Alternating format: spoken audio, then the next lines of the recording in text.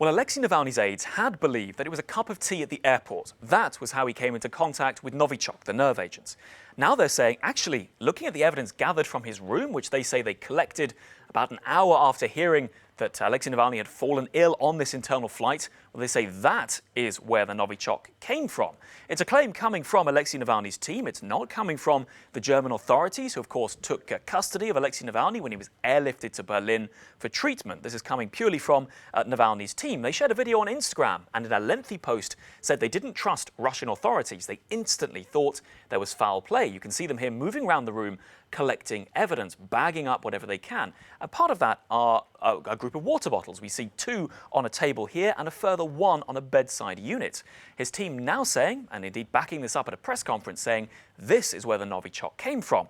Now, again, as I was saying, this is a claim coming from Navalny's press team, not coming from the German authorities, who had said that Novichok was detected, but had not speculated about where it had come from.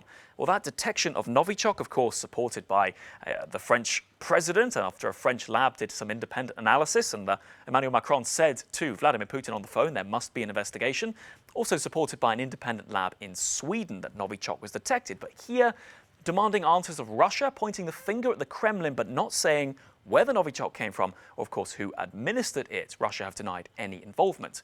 But this step from Navalny's team to say it came from the hotel room, it came from the water bottle, of course raises questions about whether that's a plausible route of transmission, a plausible way of bringing someone into contact with a nerve agent. So I spoke to Alistair Hay. He's a professor of toxicology in the UK, and we asked him for his take on this latest report.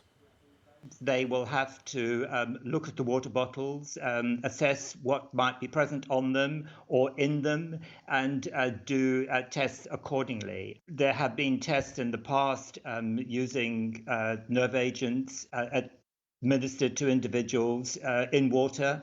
And it takes some time before the full effects are manifest. So it depends very much on how much someone was exposed to, so the concentration, if you like, in the drinking water. And if it was a very small amount, then it may take some time for the concentration to be high enough for symptoms to occur.